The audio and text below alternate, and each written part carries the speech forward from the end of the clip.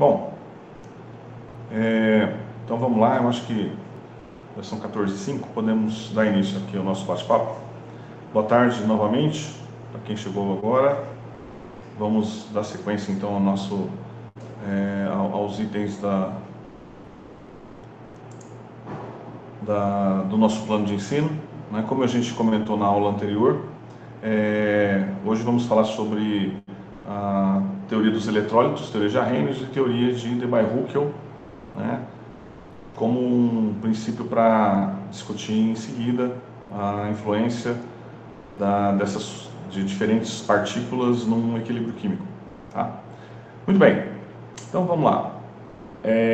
Inicialmente, recordando aqui os conceitos sobre as definições de eletrólitos, soluções eletrolíticas, o que são os eletrólitos, as soluções eletrolíticas, enfim. Vamos iniciar lembrando aqui que os eletrólitos são substâncias, são solutos, que em soluções formam cátions e ânions, ou seja, íons, e esses íons com mobilidade, em função da presença do solvente, têm a capacidade de conduzir corrente elétrica, Então, as soluções apresentam uma certa condutividade. Portanto, os eletrólitos são essas substâncias que têm essa característica de, em solução aquosa, ter a presença de íons. Muito bem. Em geral, pessoal, vamos mudar aqui para... Em geral, os compostos iônicos são os nossos eletrólitos, ou seja, basicamente, os nossos eletrólitos são os sais, principalmente, e as bases. Esses como compostos tipicamente iônicos, Porém, nós temos também a contribuição dos ácidos, que, mesmo sendo compostos moleculares, também formam soluções, em solução aquosa também formam misturas de cátions, ou terão a presença de cátions e ânions e, consequentemente, terão essa capacidade de conduzir corrente, ou seja, vão apresentar uma certa condutividade. A gente costuma não diferenciar a solução eletrolítica de eletrólitos, acaba chamando da mesma coisa, mas o eletrólito seria o soluto da solução eletrolítica. Muito bem, quando se trata de sais, por exemplo, a condutividade estará associada a maior ou menor solubilidade desses compostos. Então, como a gente viu na aula anterior, aqueles compostos cuja massa, que se dissolve em 100 ml ou em 1000 ml de água numa dada temperatura é maior, nós consideramos que são compostos solúveis. Aqueles cuja massa é muito pequena, nós consideramos que são compostos pouco solúveis. Quanto mais solúvel, maior a concentração de íons em solução e, consequentemente, maior deveria ser, a condutividade dessa solução. Então, por exemplo, se eu pego lá uma certa quantidade de cloreto de sódio sólido e dissolvo num determinado volume de água, eu vou ter aqui íons Na+ e Cl- e, consequentemente, eu terei a condutividade elétrica. Veja, aquele experimento que vocês conhecem bem lá da química geral, onde você, dentro de um recipiente, na presença de eletrodos, você coloca uma solução, um eletrólito e produz uma solução eletrolítica, ou seja, a presença de cátions e ânions. Se eu tiver aqui uma fonte de corrente contínua, uma bateria, por exemplo, eu vou ter um processo químico. Essa condutividade se dará por meio de um processo químico que seria um processo redox. Então, vamos considerar que eu tenha essa ordem aqui, de polo negativo e positivo. Então, o polo negativo vai ser aquele onde ocorrerá a descarga dos cátions, certo? Ou seja, um processo de redução, então seria o cátodo. E no outro polo, esse ânodo esse ânion, vai se descarregar num processo de oxidação, formando o A2,0, por exemplo, e cedendo o elétron, fechando esse circuito. Então, eu teria aqui um processo químico. Agora, se eu tiver uma fonte de corrente alternada, aí eu não teria esse processo, eu teria somente a mobilidade desses íons conduzindo, resultando na condução da corrente elétrica. Bom, a questão é a seguinte, se eu tiver uma base, né, também a concentração de íons vai ser em função da solubilidade, né? Então, se eu pego lá, por exemplo, NaOH, eu teria os íons em solução. Bom, esses dois processos são processos que a gente define como processos de dissociação, uma vez que esses íons estão estruturados numa estrutura cristalina e na presença da água líquida, eles são solvatados, envolvidos por moléculas de água, né, que vão desmembrando do cristal, ou separando-se, né, e aí surgem essas espécies solvatadas em solução. Bom, no caso dos ácidos, o processo é um pouquinho diferente, aliás, muito diferente, né? No caso dos ácidos, o que acontece é um processo de ionização, né? Ou seja, eu tenho um ácido HA qualquer, né, uma molécula, um composto molecular, uma ligação covalente, né, e eu teria na presença, então, da água, a formação do cátion, do próton, H+, e de um ânion A-. Bom, aí tem toda aquela discussão que vocês também se conhecem, se lembram muito bem, que a gente costuma representar através de setas maiores para um sentido ou por outro, né? Quer dizer, se eu tenho essa seta deslocada no sentido dos reagentes, eu tenho aqui então um ácido fraco, ou seja, um eletrólito fraco, né? E nesse sentido eu teria um eletrólito forte, ou seja, ou que se ioniza muito mais facilmente, ou que tem uma certa dificuldade de se ionizar, ou seja, vai ter um grau de ionização, que é a relação entre o que se formou, o que formou-se de íons e o que eu tinha no início de moléculas desse ácido. Muito bem, pessoal. Quando a gente fala em eletrólito, né, e quando a gente discute equilíbrios inorgânicos, a gente vai estar o tempo todo falando de eletrólito, é importante que nós façamos uma diferenciação entre o que é concentração da espécie, da solução, a concentração nominal, né, e a concentração efetiva, né, ou a atividade. Porque se eu tenho um composto molecular, se eu tenho, por exemplo, ureia ou glicose, né, e eu meço lá uma massa, por exemplo, a massa molar da ureia é 60. Se eu pesar 60 gramas de ureia, eu vou ter 1 mol de moléculas dessa substância. E em solução aquosa, eu vou ter 1 mol de moléculas de substância, uma vez que eu simplesmente vou ter a separação dessas moléculas, né, por meio também da solubilidade em água, né? Quer dizer, a concentração que eu calculo quando eu peso a massa de ureia e a concentração que se eu fizer uma determinação através de um método analítico qualquer, eu vou encontrar valores muito próximos. É lógico que no experimental eu vou sempre tem a presença do erro, mas eu vou encontrar praticamente os mesmos valores, né? Ou seja, as concentrações são a calculada e a solução nominal é igual. No caso de compostos iônicos, ou seja, aqueles que são eletrólitos e vão formar soluções eletrolíticas, isso, antes de mais nada, essa concentração efetiva pode ser diferente da concentração nominal, né? E, além disso, né, dependendo da estequiometria desse sal, eu posso ter ainda uma concentração de partículas maior, né, do que a concentração nominal. Daí a importância da gente distinguir, né, o que é concentração analítica, certo? Ou nominal, e concentração efetiva ou atividade, que é um dos assuntos da nossa aula aqui que a gente vai falar logo em seguida. Ok? Bom, quem apresentou a primeira proposta de identificação ou de tentativa de justificar o comportamento desses eletrólitos em solução, né, que criou uma série de regras, foi Arrhenius, né, como a gente sabe muito bem. Arrhenius propõe, principalmente,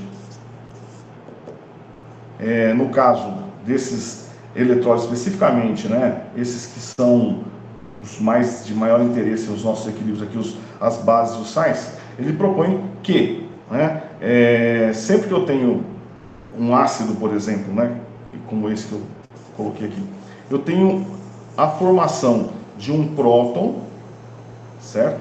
E de um ânion correspondente, e essas espécies estão em equilíbrio com a substância na forma molecular, certo?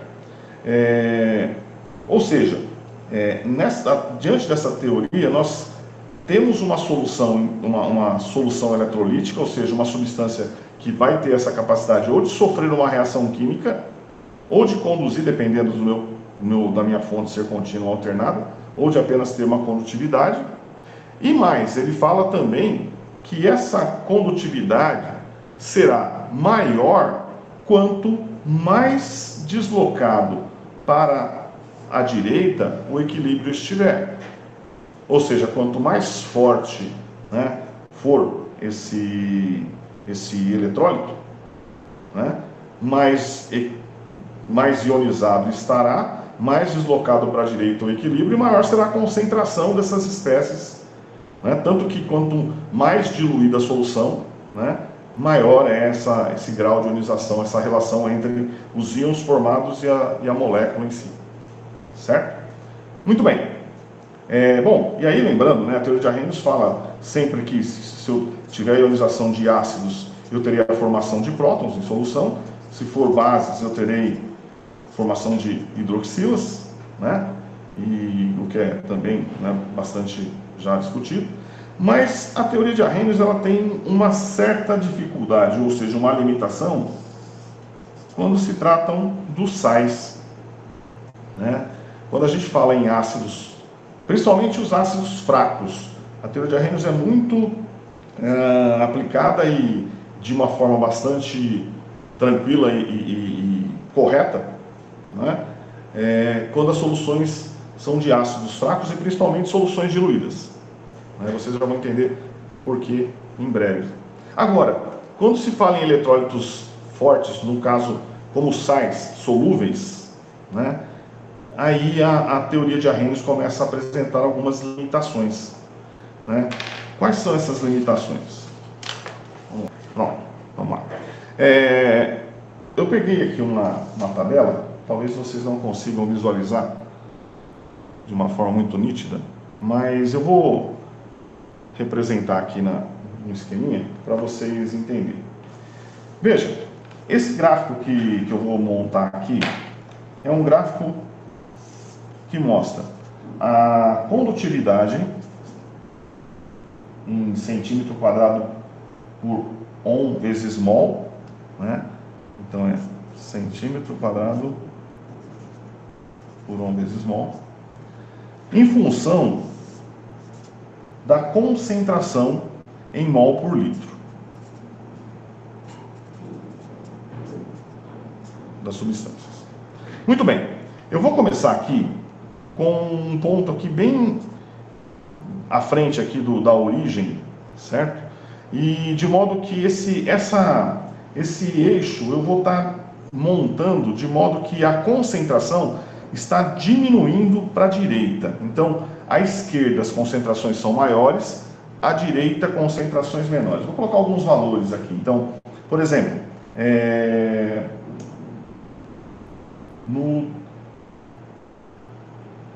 aqui uma concentração 10, aqui uma concentração 0. Vamos lá. 2, 3. Então, aqui 10 a menos 1, 10 a menos 2, 10 a menos 3, 10 a menos 4, 10 a menos 5, 10 a menos 6. Então, a concentração está diminuindo à medida que eu caminho aqui para a direita. Eu estou diluindo a solução, certo? Considere que eu esteja diluindo a minha solução sucessivamente, tá? E aí eu vou colocar aqui algumas grandezas de condutividade. Então, 100, 200, 300, 400 centímetros quadrados por ohm vezes mol. Muito bem, vamos lá. Por exemplo, pessoal, quando a concentração é da ordem de 10 a menos 6, a condutividade de um sal, por exemplo, como KCl, é em torno de 150, é mais ou menos alguma coisa aqui, ó. Então, isso para o KCl, que é o cloreto de potássio, certo? Muito bem. Já o hidróxido de amônio é um pouquinho acima do 200 nesta concentração, que é uma base e uma base fraca, como todo mundo conhece bem. O KOH, que é uma base forte, é em torno de próximo a 300, é um pouquinho acima do hidróxido de amônio. Então, tá? O ácido acético é próximo de 400.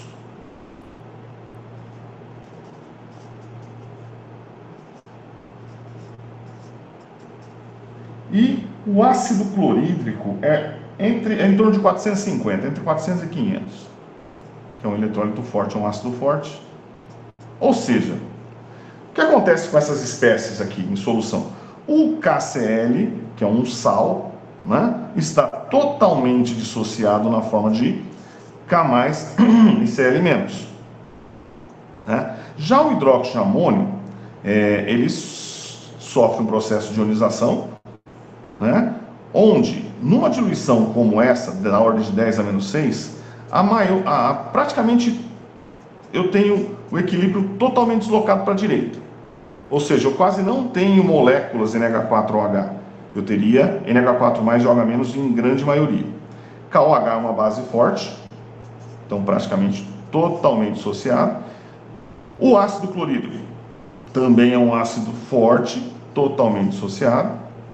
E o ácido acético é um ácido fraco, mas quando está bastante diluído, o grau de ionização não vai ser elevado, eu vou ter então uma grande quantidade de íons H+ e de acetato. Ok, muito bem.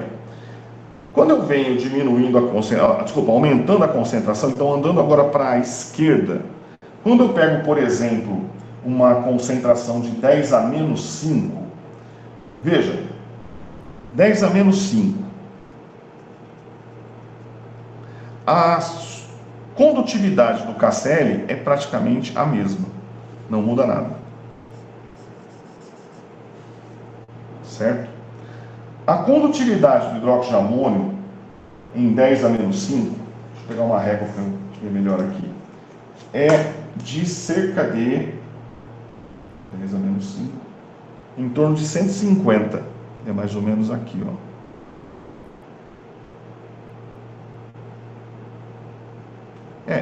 É junto, ou seja, eu vou ter uma curva assim. O hidróxido de potássio praticamente não muda. É a mesma condutividade. O ácido acético em 10 a menos 5, ele cai para 250. Mais ou menos aqui, ó. Então vou até pôr outra cor para não misturar. O ácido acético faz isso aqui. O HCl praticamente não muda. Muito bem. Muito bem. Eu vou deixar tocar aqui, pessoal, senão a gente não continua a nossa aula. Mas não aguenta aí, esse barulhinho passa. Muito bem, muito bem. Vamos aumentar um pouco mais a concentração. Quando eu chego numa concentração da ordem de 10 a menos 2, veja só.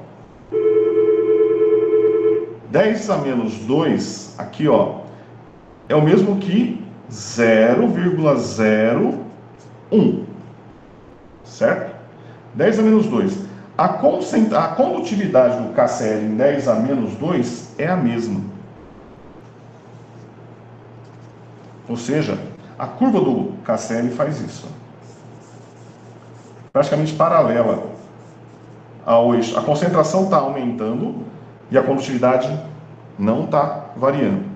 Já a condutividade do hidróxido de amônio em 10 a menos 2 é em torno de, 10 a menos 2, eu tenho a tabela aqui, deixa eu ver, hidróxido de amônio, puxa, não tenho a tabela, mas hidróxido de amônio vai estar em torno de, um pouquinho, 20 mais ou menos, é mais ou menos por aqui, ó. Então, a curva do hidróxido de amônio tem uma característica assim, ó.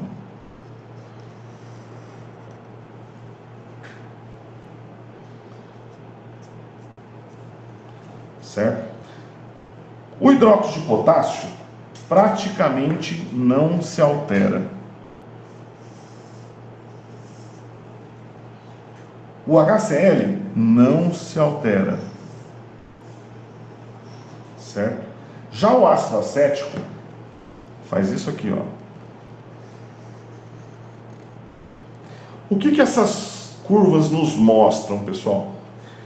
Mostram o seguinte, que os eletrólitos fracos, ácido acético e hidróxido de amônio, eles têm uma tendência a ser bons condutores em soluções diluídas e ter uma condutividade baixa em soluções concentradas. O que significa isso? Significa que esses equilíbrios do ácido acético e do hidróxido de amônio, à medida que eu vou aumentando a concentração, eles vão se deslocando para onde? No sentido dos reagentes. Ou seja, eu passo a ter mais moléculas do que íons nesse equilíbrio. Perfeito? Enquanto que nos eletrólitos fortes... Alguém está falando alguma coisa?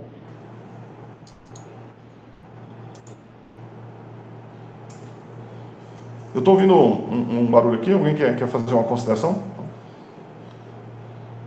Bom, vamos lá. Qualquer coisa chama aí.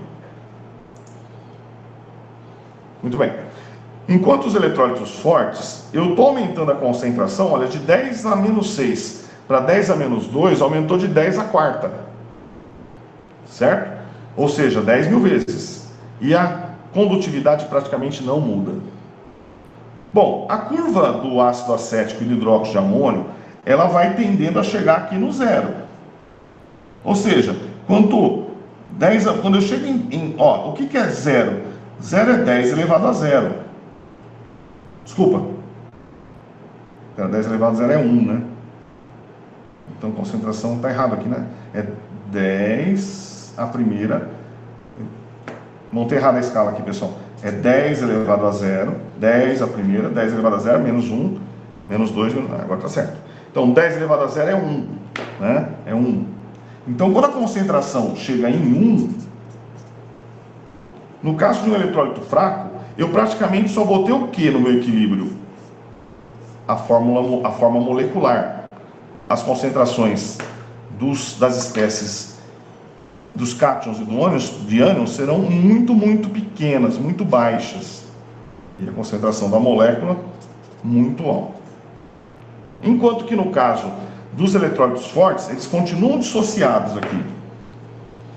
Mas tem uma característica que começa a surgir como problema para o Arrhenius, porque o Arrhenius consegue justificar o comportamento do ácido acético e do hidróxido de amônio, né? Bom, o que você imagina que deve acontecer à medida que eu vou aumentando a concentração do eletrólito? Ou seja, eu estou aumentando a massa de KCl, KOH, HCl, certo? E ele está totalmente dissociado. Teoricamente, eu deveria ter uma quantidade... Teoricamente, não, eu vou ter uma quantidade maior de íons. Teoricamente, o que deveria acontecer com essas curvas aqui? Elas deveriam começar a subir. Por quê? Ora, se eu estou aumentando a concentração, 10 a menos 1, 1, 10, 10 ao quadrado, 10 à terceira, se eu continuar andando aqui para cá, 10 ao quadrado. Ou seja, se eu estou aumentando a concentração, se eu estou aumentando a massa de KCl, eu estou aumentando a concentração, eu vou ter mais íons, porque ele se dissocia totalmente, concorda? A condutividade deveria aumentar. Mas, ao contrário, e é por isso que a teoria de Arrhenius, né, não consegue explicar, a curva começa a fazer isso aqui, ó, de todos.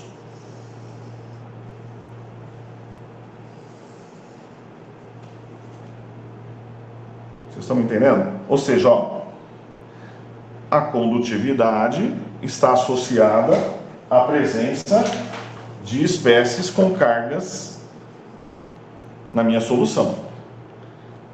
Teoricamente, quanto mais cátions e mais ânions, maior seria essa condutividade, né? No caso de um ácido fraco, de uma base fraca, o que acontece? Quando eu aumento muito a concentração, esse equilíbrio começa a se deslocar para a esquerda, ou seja, começo a formar mais moléculas e menos íons. Então aí tudo bem.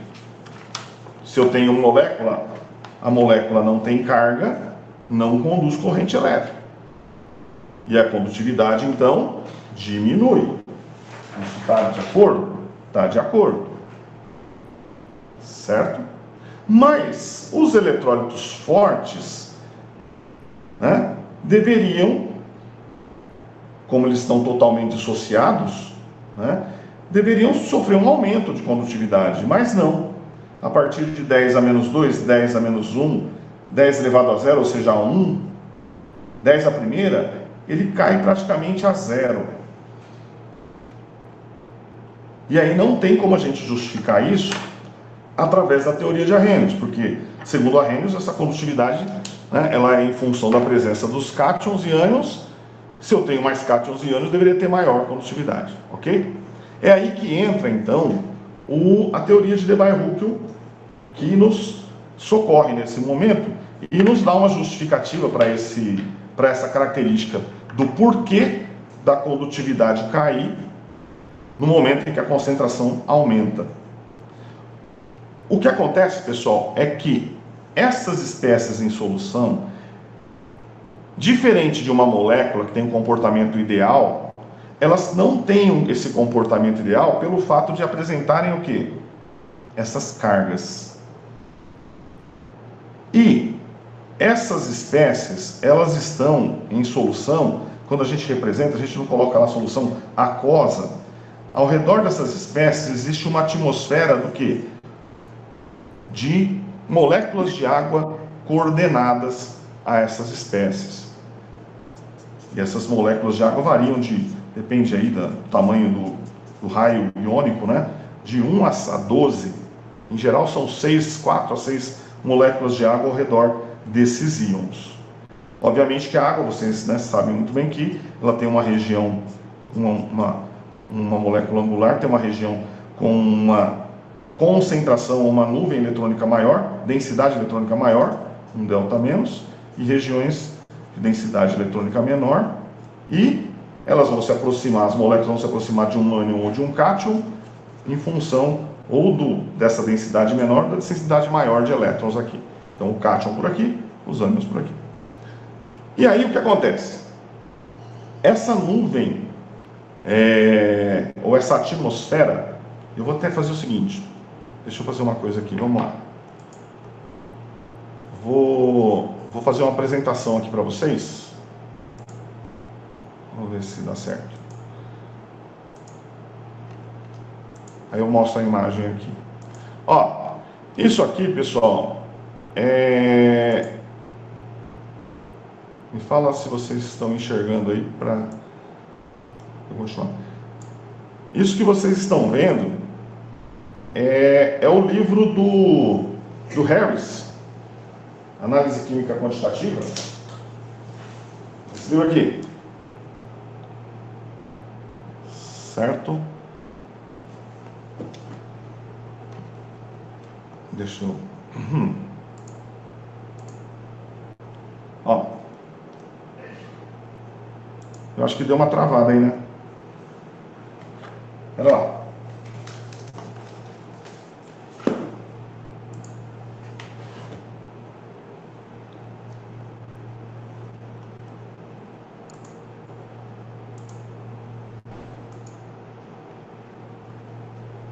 Ah, voltou.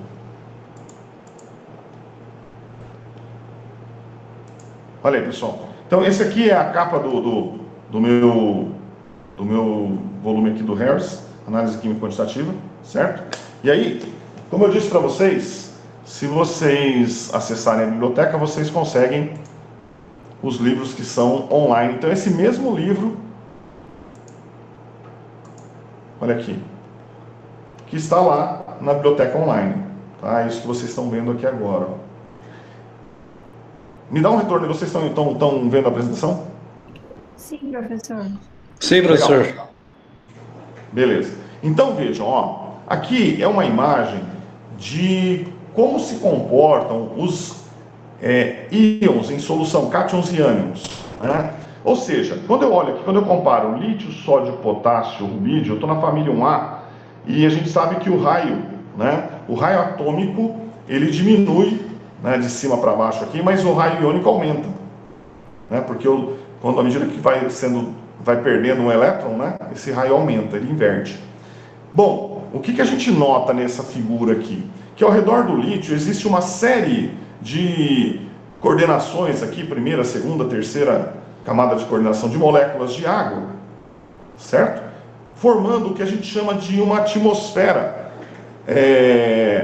de hidratação, certo?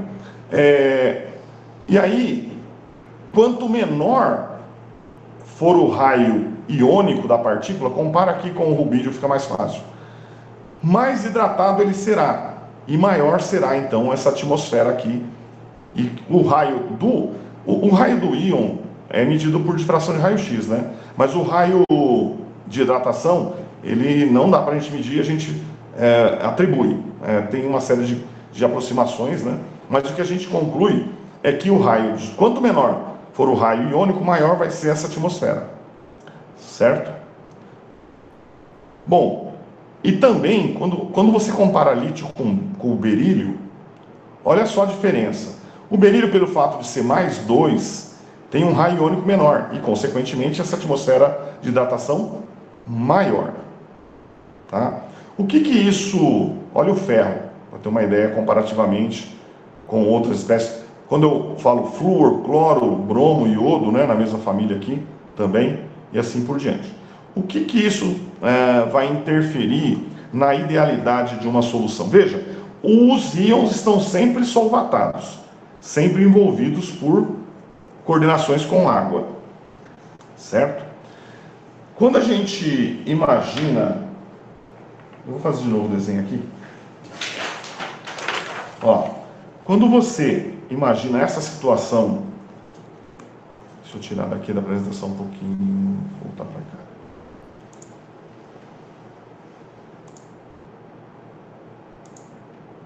Aqui, ó.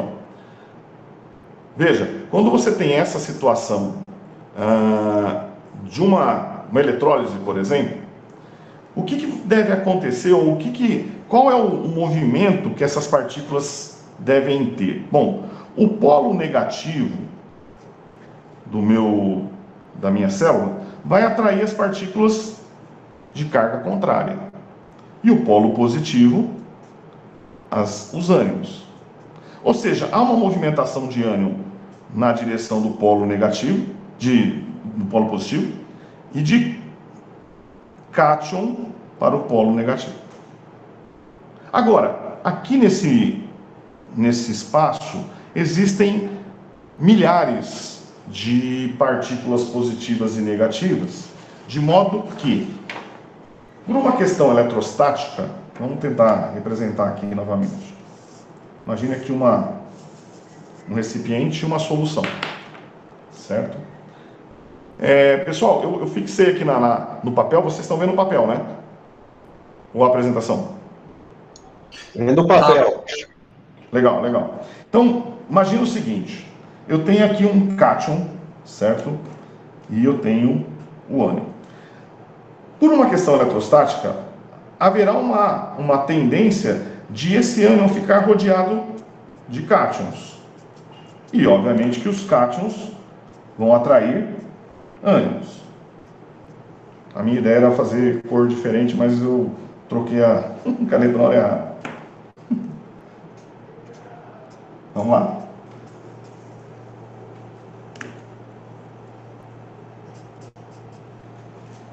Bom, e aí eu tenho então milhares de repetições disso aqui dentro, né? Então, outra carga positiva, outra negativa, enfim. E todas elas com essa nuvem, com essas moléculas de água coordenadas. Quando eu insiro um eletrodo,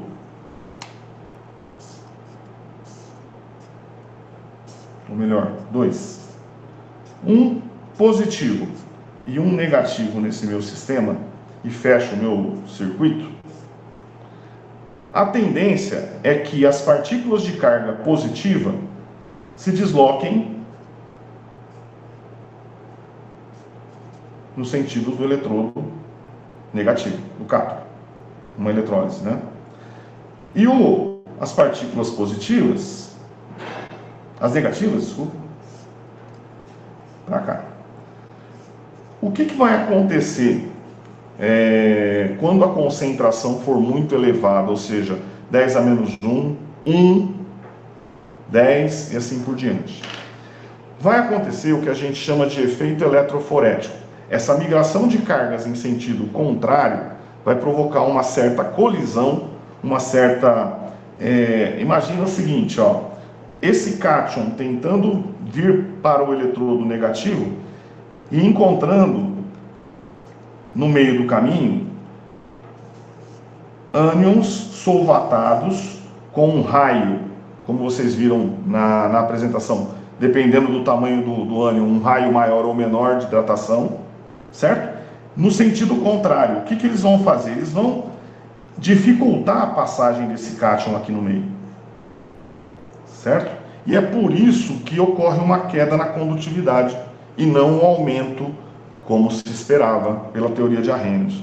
Então, o Debye-Hückel propõe que, à medida que se eleva a concentração do eletrólito forte, gera-se um efeito eletroforético, ou seja, uma barreira de íons de carga oposta que está solvatado e ocupando uma área relativamente grande, que impede o livre deslocamento da partícula em direção ao eletrodo. Certo? E isso faz com que a condutividade seja reduzida. Portanto, pessoal, não basta para a gente discutir o comportamento de um equilíbrio que tenha KCl, ou tenha KOH ou HCl, ou que você tenha lá hidróxido de amônio, mas você coloca um ácido clorídrico com um cloreto de amônio para formar um tampão, certo? Se você colocar um íon de um eletrólito forte num equilíbrio que tem um eletrólito fraco, você vai ter esse efeito. E, consequentemente, a concentração efetiva, ou o que a gente chama de atividade, começa a se distanciar da concentração nominal. Esse efeito eletroforético, e também tem problemas de distorções, né? Aquela atmosfera, ela começa a ficar menor numa região, maior na outra, e isso também provoca... professor? Oi? Aí, só fazendo uma pergunta aqui para poder relacionar, então, essa atmosfera iônica, então significa que esse íon, tanto cátion quanto ânion, ele vai ficar menos móvel, né, em meio aquoso aí, e a concentração real, então, no caso aí, a atividade iônica vai ser diminuída em função dessa blindagem? Exatamente, ó, o que acontece é que à medida que a concentração aumenta, essa liberdade que ele teria de se mover vai diminuindo. Isso. Entendeu? Então, eu posso aqui fazer a relação seguinte: a concentração real, então, desses íons vai ser sempre menor do que a concentração efetiva, a real estequiométrica, dizendo? Aí eu não vou chamar de concentração real, eu vou chamar isso de atividade. Então, A mobilidade dele, que é em função dessa concentração, vai ficar prejudicada.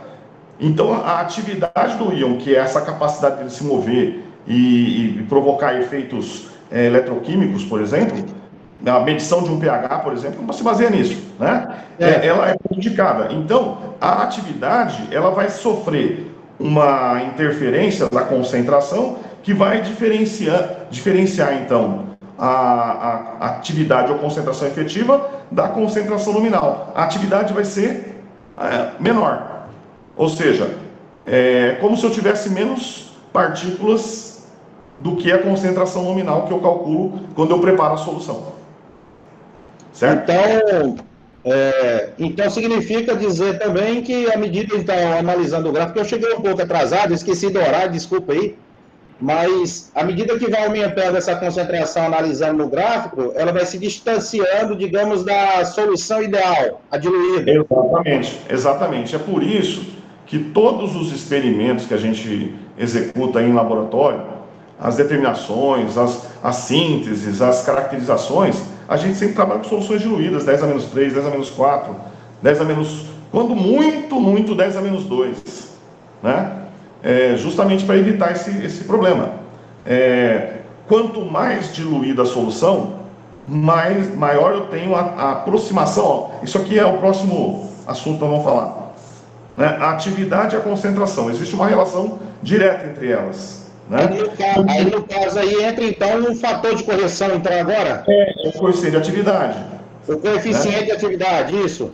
Isso, então assim, que é a lei limite do Debye-Hückel. Então, o Debye-Hückel fala exatamente isso. Ó. Entre a atividade do íon e a sua concentração nominal, há uma relação direta, porém, em função de um coeficiente. Quanto maior for esse coeficiente, ó, esse produto aqui é igual a uma constante, certo? Se esse coeficiente for elevado, esse resultado vai ser diminuído. Inversamente. Certo? E o coeficiente de atividade, nós vamos ver a formulinha dele aqui, ele está relacionado ao que a gente chama de força iônica, que é nada mais, nada menos do que a concentração total de íons na solução. Certo? Só que é uma função negativa. Então, quanto maior a força iônica, menor vai ser o coeficiente de atividade. E aí, mais distante a atividade da espécie vai estar da concentração nominal dessa espécie. Certo?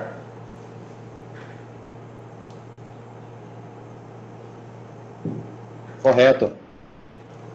Muito bem, muito bem. Deixa eu mostrar aqui para vocês. Ó, eu vou lá para a apresentação de novo. Vamos ver se eu consigo agora aqui.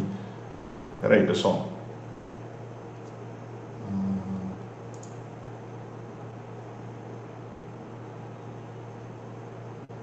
Deixa eu ver a...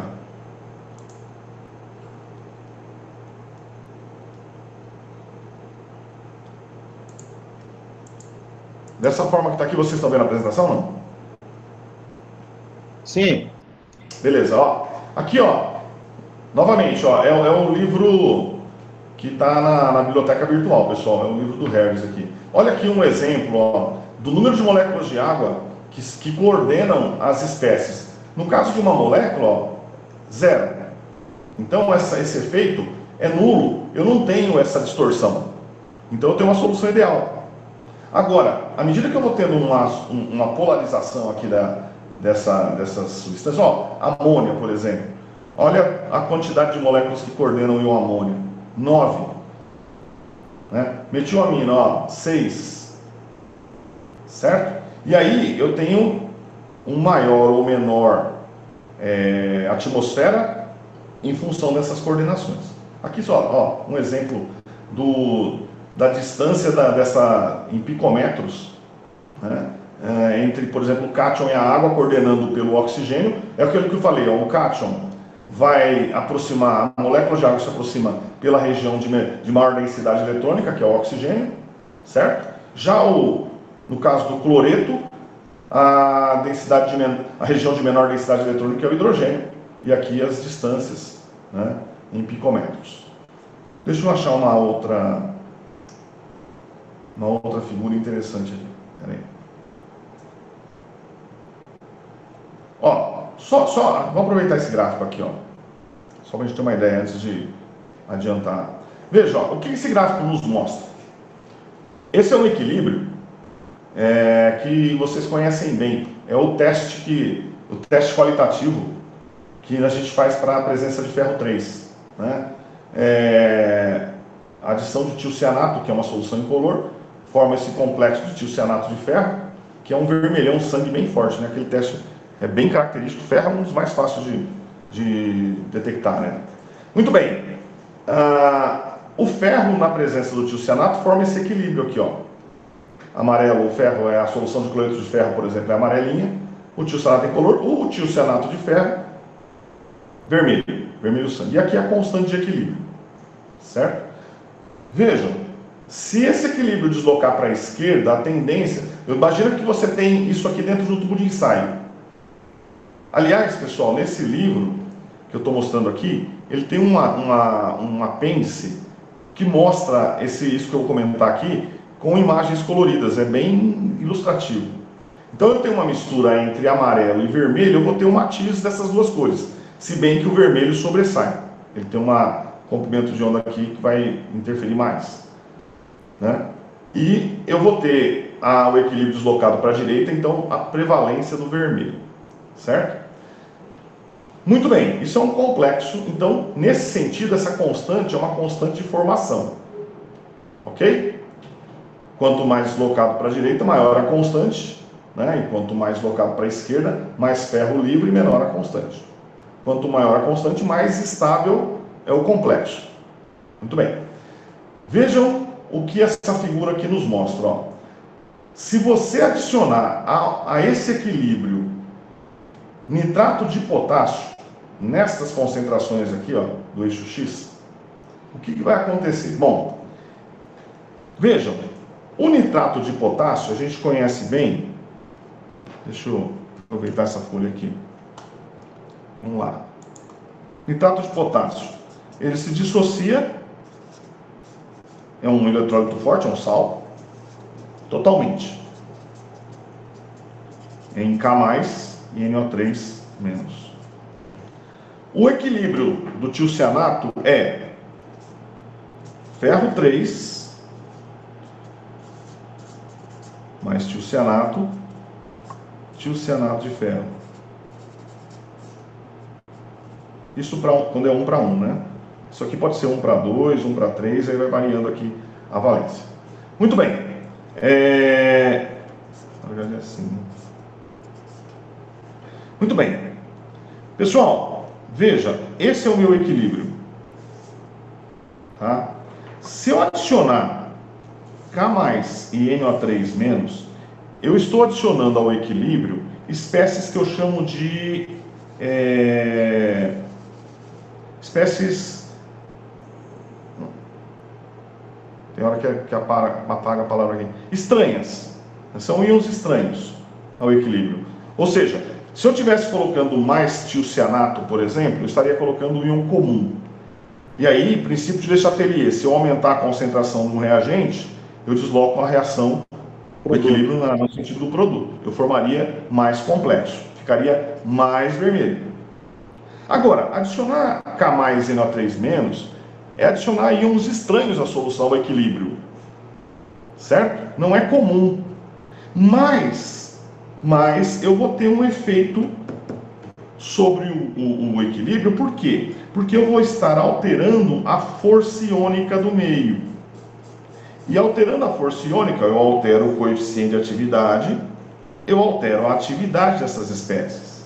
Em outras palavras, esse equilíbrio vai se deslocar para a esquerda. Por quê? Veja, se eu coloco nitrato de potássio num equilíbrio que tem ferro e tiocianato, a tendência é que os cátions K+ vai ter uma reação em direção a essa atmosfera do tiocianato. De modo que a carga negativa do tiocianato vai ficar menor, envolvida por vários K+ aqui, do que se ele estivesse sozinho. Certo? E ao mesmo tempo, o nitrato tende a se aproximar, por uma questão eletrostática, dos íons ferro. Então, o equilíbrio, pessoal, para o equilíbrio, é como se você estivesse retirando ferro e tiocianato do equilíbrio. São consumidos, né, por essa interação, né, professor? Sim. Aí ele vai deslocar para a esquerda para repor essa perda, que ele está entendendo que está sendo removido ferro e tiocianato do equilíbrio. E aí, pessoal, acontece isso aqui, ó. Vamos lá para a apresentação de novo. Deixa eu tirar aqui. Vai ter uma diminuição aí. Porque veja, ó. A constante vai ser menor, vai ter mais produto do que reagente, né? Se eu estou envolvendo o ferro com íons nitrato e o tiocianato com íons K+, essas concentrações diminuem, o equilíbrio desloca para a esquerda para tentar, certo? O que significa que o que a gente chama de constante acaba não tendo o mesmo valor em diferentes situações, certo? Ela vai mudar. Olha o que acontece aqui, ó. Quando eu não tenho nada de KNO3, a constante é em torno de 270 aqui, ó. É uma constante elevada. O que significa que é um complexo estável. À medida que eu coloco 10 a menos 1, vamos lá para 10 a menos 4, ó. Olha o que acontece com a constante. Ela cai para 100. Certo? Por quê? Porque eu estou aumentando a concentração de reagente e diminuindo a do produto. Eu diminuo a minha constante. Então, observem que a adição de uma espécie estranha ao meu equilíbrio provoca um efeito de redução de estabilidade do complexo. Isso acontece também aqui, ó, na sequência aqui, ó, na solubilidade de sais. Veja, aqui é o equilíbrio do sulfato de cálcio, né, em solução com os íons cálcio sulfato.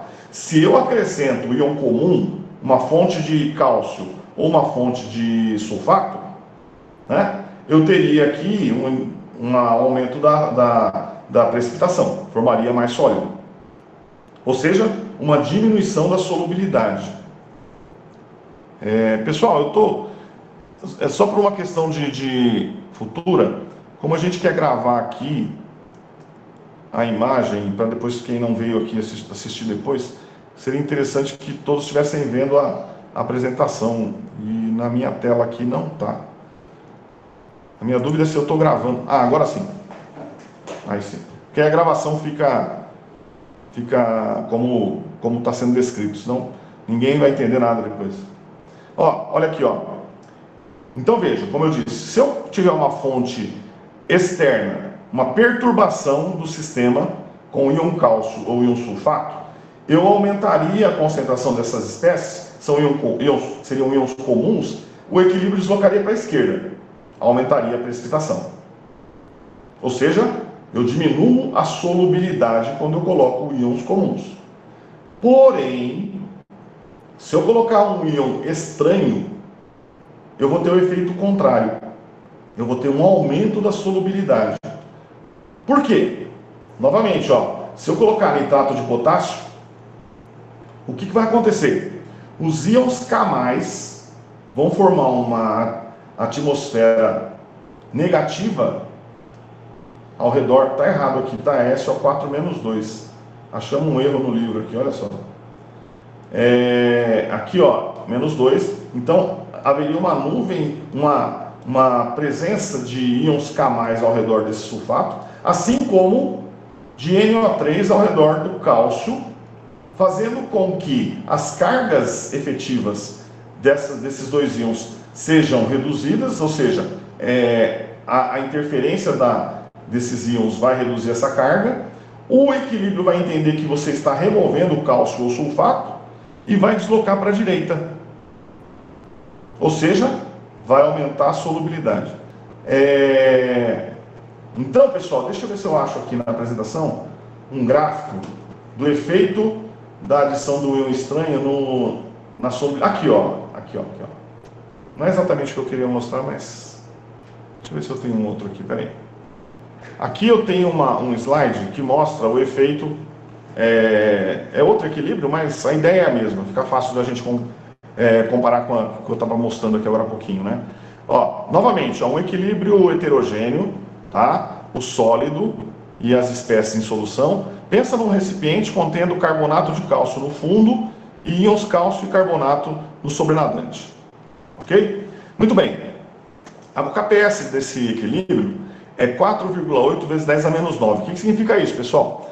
Veja, o KPS é o produto das espécies em solução. Então, a concentração de cálcio vezes a concentração de carbonato é tão pequenininha que dá um resultado de 10 a menos 9. Ou seja, 0,0000048. Significa que o carbonato de cálcio é pouco solúvel. Ok? Muito bem. O que esse gráfico aqui nos mostra? Ó, veja.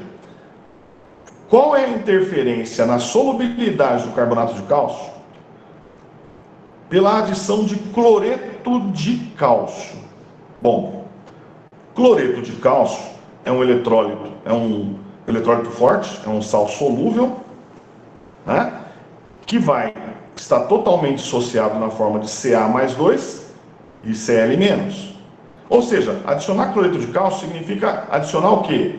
Vocês estão vendo a setinha, né? Adicionar um íon comum, certo? Aumentar a concentração de cálcio faz com que o equilíbrio desloque para onde? Para os reagentes. Ou seja, a adição do íon comum aumenta a precipitação de carbonato de cálcio. Ou, em outras palavras, diminui a solubilidade do carbonato de cálcio.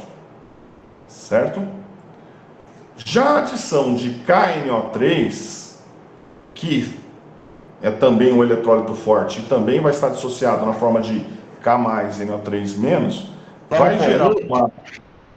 Como? Íons que não são comuns, né? O senhor chamou de estranhas, né? Os íons. Isso, incomuns. Como é que você chamou aí? Íons estranhos, né? Bom, enfim, íons que não fazem parte do nosso equilíbrio. Então, vai ter um efeito contrário, uma vez que é como se você tivesse ocultando os íons cálcio e os íons carbonato em função dessa nuvem, né, dessa atmosfera que vai ser gerada ao redor desses íons pela interação com os íons nitrato de carga contrária e potássio, aqui no caso do carbonato. E aí, o que o equilíbrio faz? Ele tenta repor, né? É como se houvesse um mascaramento aqui, né? A gente usa o termo mascaramento para equilíbrios de complexação, mas é a mesma ideia. É como se eu estivesse escondendo o cálcio e o carbonato do carbonato de cálcio, e aí ele tenta repor. E desloca para a direita, ou seja, aumenta a concentração de produtos, aumenta a concentração dos íons, aumenta o KPS. Ou seja, você está solubilizando o carbonato de cálcio, aumentando a solubilidade dele. Pessoal, a gente pode depois, vai ter exercícios aqui, nós vamos calcular, esse efeito chega a uma ordem de 30%, é significativo, né? Quer dizer, é um efeito bastante importante, tá? Enfim, o que a gente precisa aqui, deixa eu ver se eu tenho outro slide aqui, o que a gente precisa então é saber, depois eu volto aqui, como, exatamente aqui, ó, como que nós podemos relacionar então a concentração nominal, que é como normalmente a gente expressa uma constante, que seria, por exemplo, ó, um futuro exercício que a gente vai fazer já aqui. Veja, esse aqui é o kW da água, né? Em geral, a gente representa kW como sendo a concentração de H+, vezes a concentração de OH-. Mas nós estamos dizendo que, se houver a interferência de uma espécie estranha, essa concentração nominal não vai ser a mesma do que a concentração efetiva ou a atividade. Por quê? Vai aparecer um fator aqui, ó, que eu chamo de coeficiente de atividade. E é isso uma das contribuições mais importantes de Debye-Huckel para esse estudo. Ou seja, Debye-Huckel, ele propõe uma equação limite para a gente encontrar esse fator, que é o coeficiente de atividade, certo? Bom, eu coloquei aqui duas expressões e de propósito, porque, veja pessoal, esse é um tema que é muito importante, principalmente para quem trabalha com eletroquímica, mas nas demais áreas não se dá muita importância.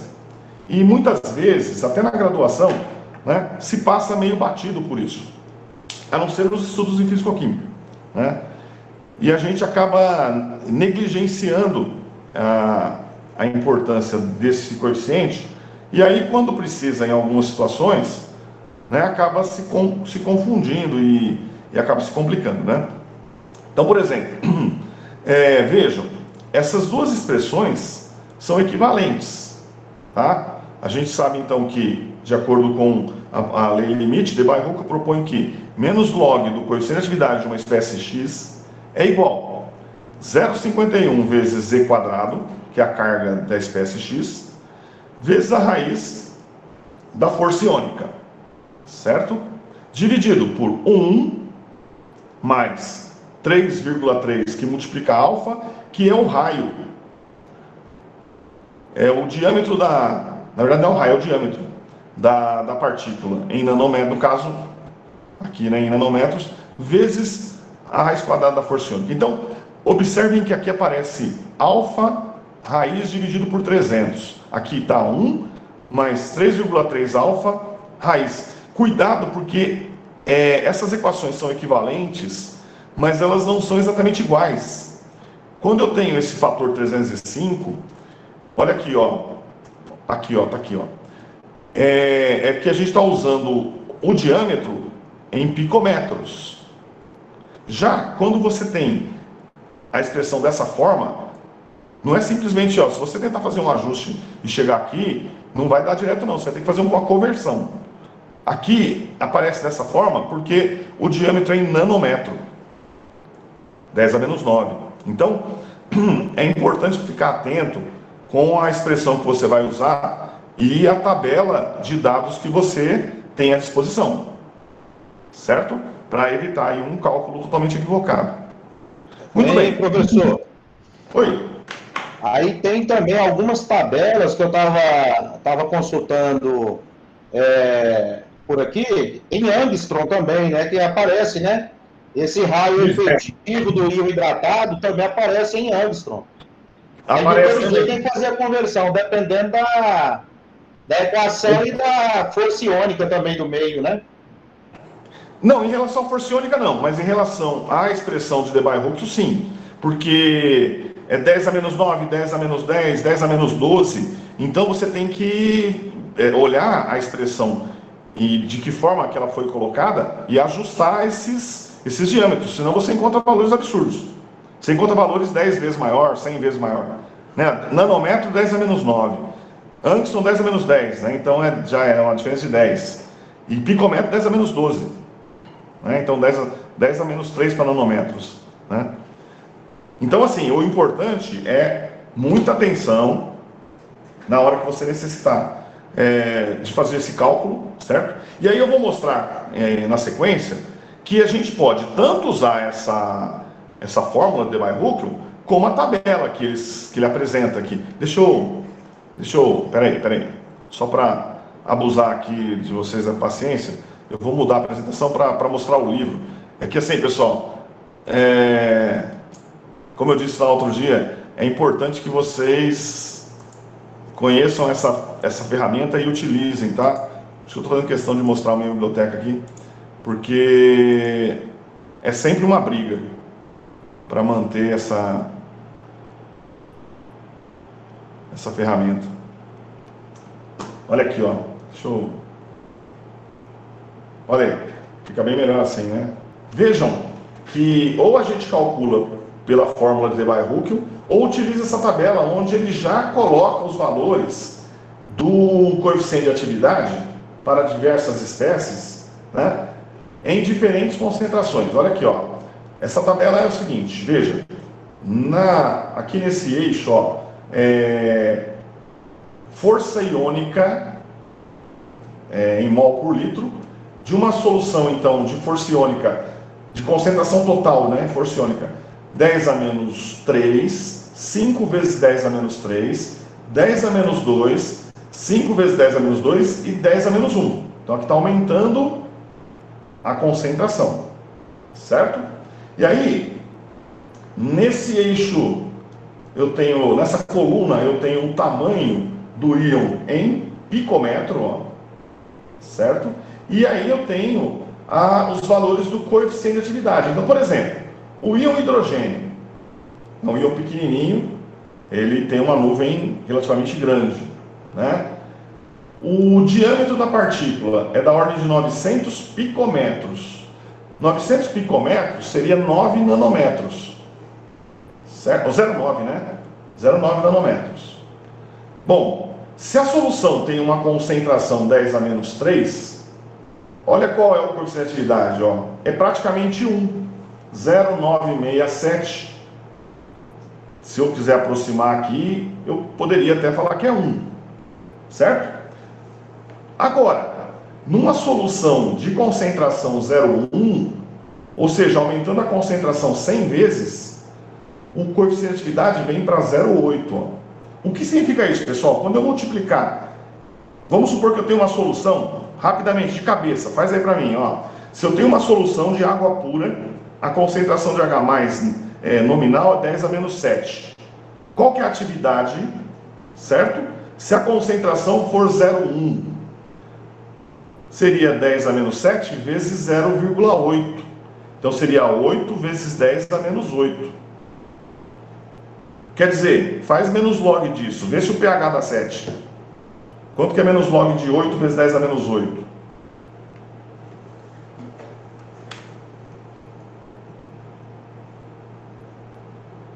Log de 8 exponencial menos 8. Igual. Ó, 7,1. Deu 7,1. Então, Isso. Então o que acontece? À medida que a concentração vai aumentando, a força iônica, o coeficiente de atividade vai diminuindo, a força iônica aumenta, o coeficiente de atividade diminui, certo? E a atividade diminui também, porque a atividade é o coeficiente multiplicado pela concentração nominal. E aí, aumenta a solubilidade. Altera totalmente. Observem um detalhe importante nessa tabela, que é a carga. Quando você trabalha com espécies monovalentes, então assim, aqui tem umas, ó, K+, L-, dimetilamina, aqui ó,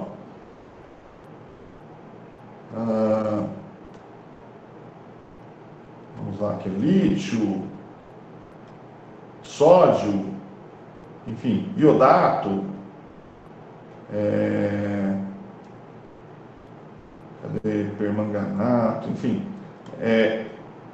o efeito, né, ele ó, vejam que quando eu pego aqui, ó, césio ou potássio, numa solução 0,1, olha qual é o coeficiente, é 0,75. Então, uma concentração 0,1 de H+, nesse meio aqui, eu vou multiplicar por 0,7. Certo? Vai ser 0,075.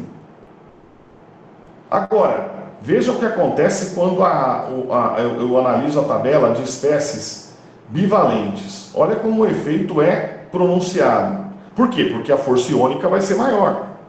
A força iônica, lembra, é meio de concentração vezes a carga ao quadrado. Então, se a valência aqui é mais 2 ao quadrado, 4. Então, olha o que acontece quando a concentração aumenta, por exemplo, na presença de berílio. Ó, se a força iônica for 10 a menos 3, olha aqui, ó, 0,8. Agora, se a força iônica aumentar para 0,1, olha o coeficiente de atividade para o magnésio, para onde vai, ó. É a metade. Certo?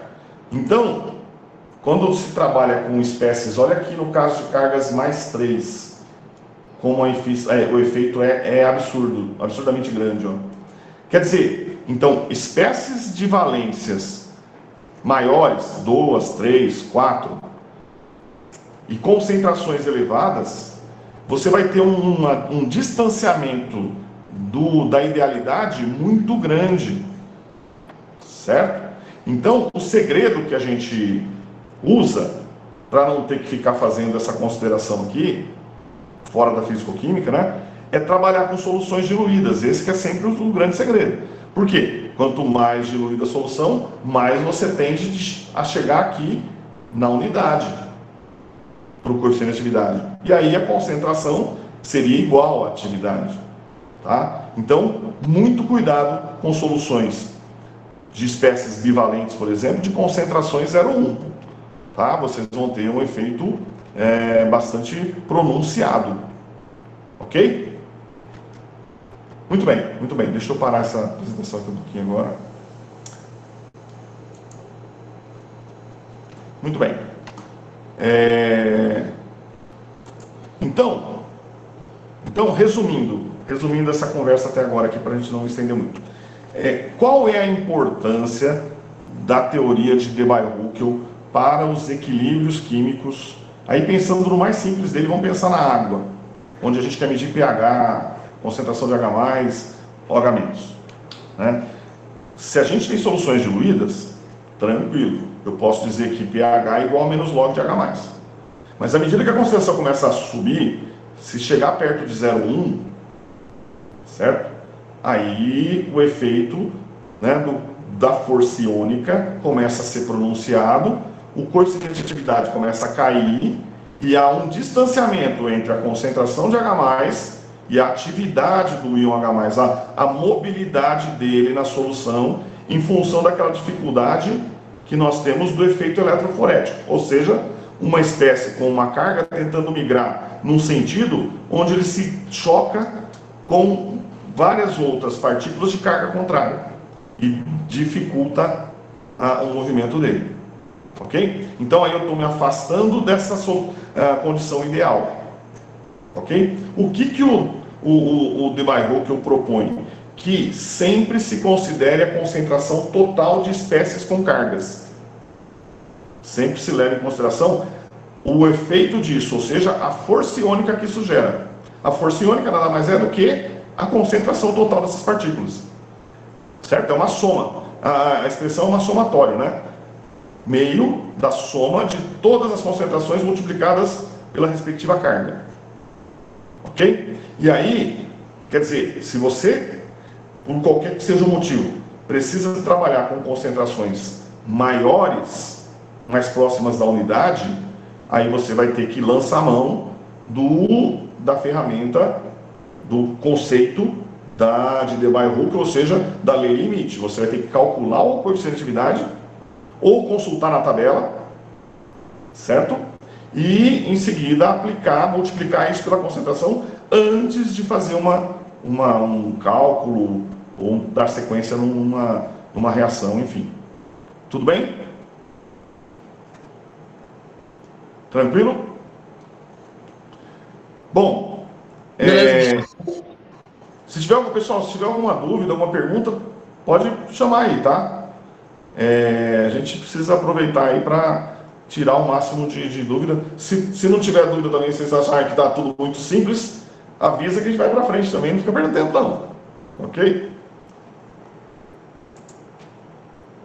Bom, deixa eu mostrar aqui aquela outra janelinha que eu tenho aqui aberta, só um pouquinho. Essa. Vamos lá.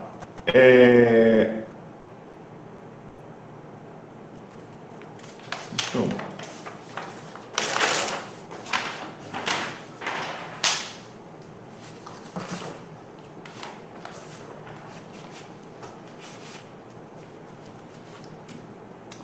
Bom,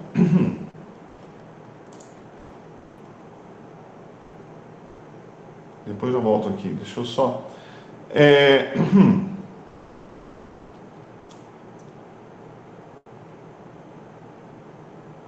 Não é que não. Aqui, pessoal. Professor, a fórmula de força iônica é meio do somatório do número atômico ao quadrado vezes a concentração, é isso? Isso. Eu vou mostrar aqui, ó, um exemplo para a gente fazer um cálculo aqui para a gente aplicar essa relação. Eu vou anotar esses dados desse problema aqui e a gente vem para a nossa folha aqui de rascunho. Então vamos lá, ó. Veja o que o exercício está propondo. Veja.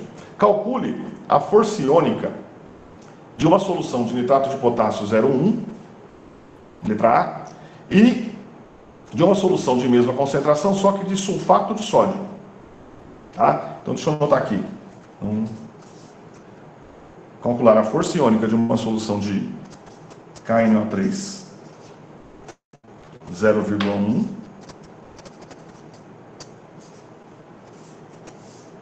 e de uma solução de Na2SO4 também 0,1 mol por litro. Beleza. Deixa eu voltar aqui para a nossa folhinha.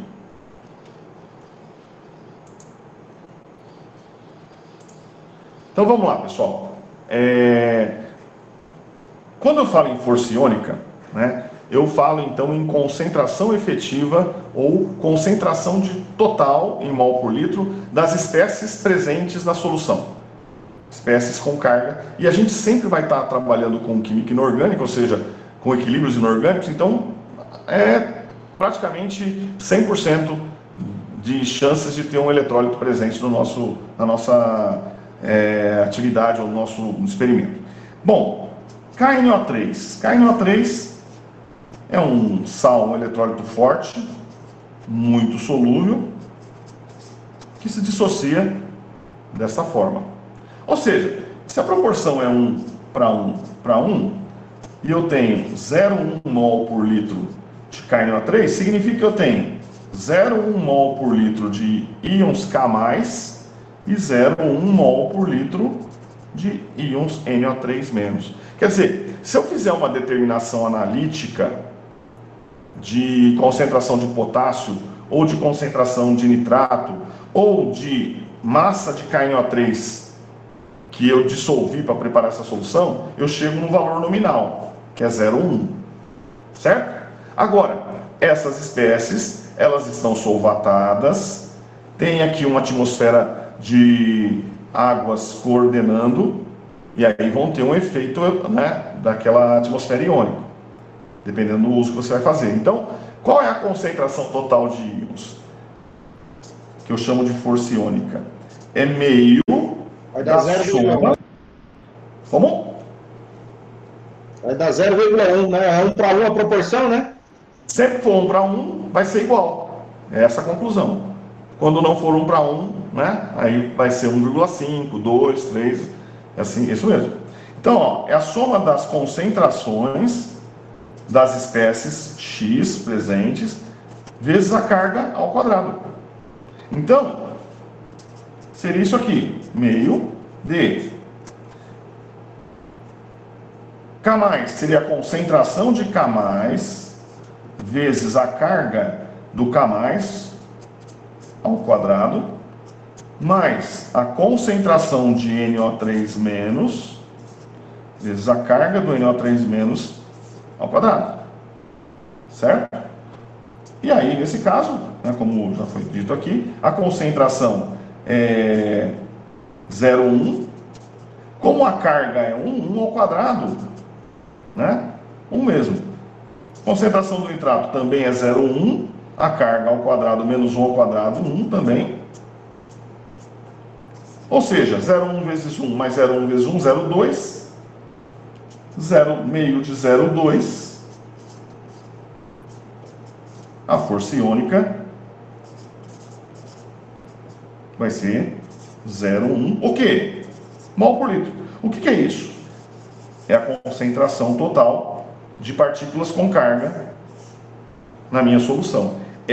Isso aqui é a concentração efetiva das partículas com carga.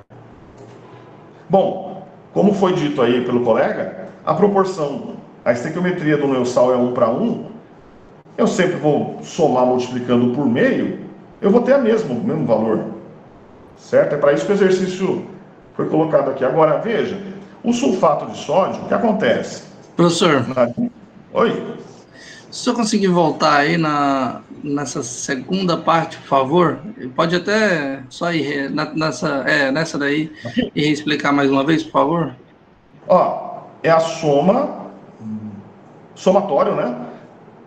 Dos produtos das concentrações das espécies vezes a sua carga ao quadrado. Então, quais são as espécies? K mais, NO3 menos. Então, é a concentração do K mais vezes a carga dele ao quadrado, mais a concentração do NO3 menos multiplicado pela carga Z menos dele aqui ao quadrado, certo? Aí, o que eu faço? Eu somo isso, ok? Uhum. Então, 0,1, que é a concentração do potássio, vezes a carga, que é mais 1 ao quadrado, então é 0,1 vezes 1. Aí eu somei, eu multipliquei concentração vezes carga ao quadrado do potássio. Mais nitrato, 0,1, certo? Vezes a sua carga ao quadrado, ou seja, menos 1 ao quadrado, que é 1 também. 0,1 vezes 1, 0,1. 0,1 vezes 1, 0,1. Então, meio de 0,1 mais 0,1, 0,2. Certo? Certo, aí, certo. Beleza. Agora, ó, como é que fica aqui a dissociação do sulfato de sódio? 1 mol de sulfato de sódio vai resultar em 2 mols de íon sódio mais 1 de íon sulfato. Então, se a concentração de sulfato de sódio é 0,1, qual é a concentração de íons sódio na minha solução? 1 para 2, 0,2. E de sulfato? 0,1. Muito bem. O sódio?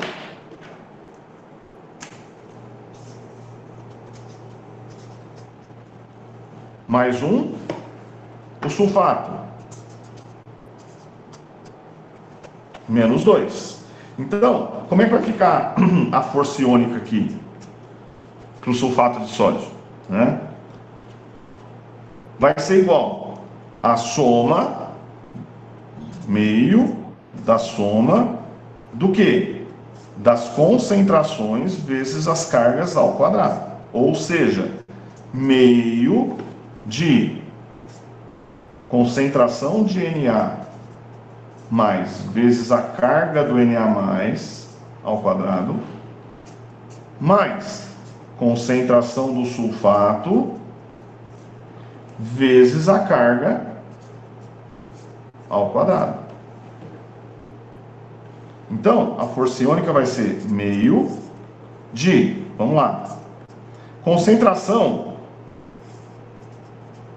do sódio, 0,2, vezes a carga do sódio, mais 1 ao quadrado, mais concentração do sulfato,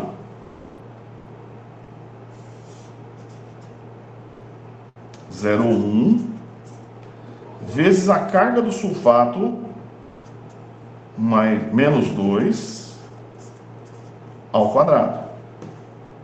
Então, a força iônica vai ser meio de 1 ao quadrado, mais 1 ao quadrado é 1, vezes 0,2, 0,2. Mais 2 ao quadrado, 4, vezes 0,1, 0,4. Ou seja, meio de 0,6. A força iônica aqui vai ser, então, 0,6. 3 mol por litro. Certo?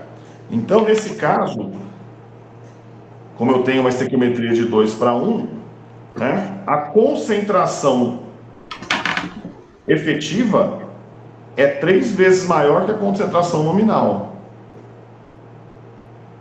Beleza?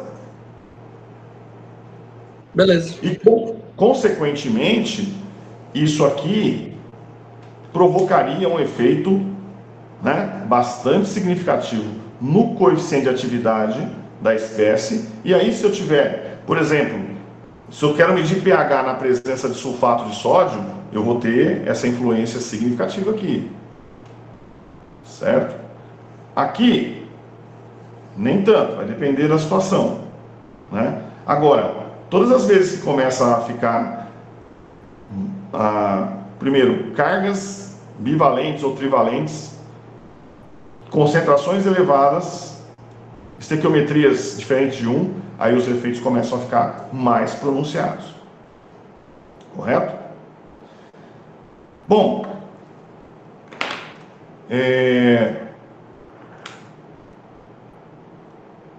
deixa eu mostrar aqui, rapidinho.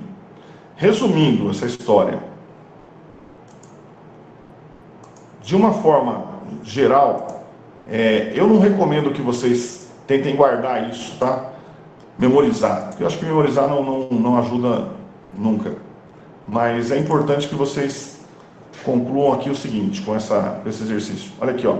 Nesse slide, a gente percebe o seguinte, olha aqui. Quando eu tenho eletrólitos tipo 1:1, como NaCl, a força iônica é a mesma concentração nominal. Já, quando eu tenho eletrólitos, como esse exercício que a gente fez agora, 1:2, como exemplo, nitrato de bário, sulfato de sódio, o que acontece? A força iônica, que seria a concentração de todas as espécies, ela é 3 vezes a concentração nominal. Certo? E assim vai. Se a proporção for 1:3, como um nitrato de alumínio, um fosfato de sódio, olha aqui, ó. A força iônica é 6 vezes a concentração nominal. Consequentemente, pessoal, a atividade dessas espécies no meio vai ter uma influência significativa. O coeficiente de atividade vai ficar distante da unidade, então a atividade vai ser muito diferente da concentração da espécie de interesse para a sua análise, enfim, para o que você quer fazer. Olha quando você tem um composto 2:2 aqui, ó. Magnésio, ele é 1:1 na realidade, mas a valência é +2 e -2. Né? Então aqui vai para um efeito 4C, aqui, ó, 4 vezes a concentração. Enfim, eu recomendo que ao invés de vocês tentarem recordar isso aqui em um momento, monta a dissociação e faz o cálculo, que aí a chance de você trocar um dado e se confundir, né, é 0. Então, e a conta é muito simples. Ok? Pessoal, é o seguinte, para a gente não avançar aqui muito no nosso horário, eu gostaria de deixar para vocês aqui uma proposta aqui, que vocês acessem o Minha Biblioteca, certo? Busquem aqui o livro do Harris e resolvam para treinar aqui. Não precisa fazer a lista inteira, não. Eu sei que tem um pessoal animado que já quer resolver tudo aqui. Mas, ó, por exemplo, eu vou mostrar aqui na apresentação rapidinho, antes da gente encerrar. Olha aqui, ó. No Minha Biblioteca, no livro do Harris, na página... ele não mostra exatamente a página, porque vai na sequência aqui. Peraí, já sei. Ó. Estamos preparando. Então, E aí na próxima aula a gente vai fazer esse exercício aqui, por exemplo, ó, usando atividades, calcule o pH e a concentração de H+, em uma solução de brometo de lítio 0,05. Ou seja, se você tem água, né, e brometo de lítio na concentração 0,05, será que o pH vai ser 7? Não vai, né? Então é isso que é importante a gente estar atento. Enfim, na próxima aula a gente vai falar um pouquinho então sobre o cálculo do coeficiente de atividade. Vou falar, porque assim, ó, você pode calcular pela fórmula ou usar a tabela, mas a tabela, ela tem alguns valores, ela não tem todos. Entretanto, você pode interpolar, fazer por semelhança de triângulos e achar valores intermediários. Eu vou mostrar como vocês calculam isso, é muito fácil. Então assim, semana que vem a gente praticamente vai fazer exercícios, tá bom? De atividade, coeficiente de atividade e o uso disso nos equilíbrios. Bom, beleza? Tranquilo. Beleza, professor.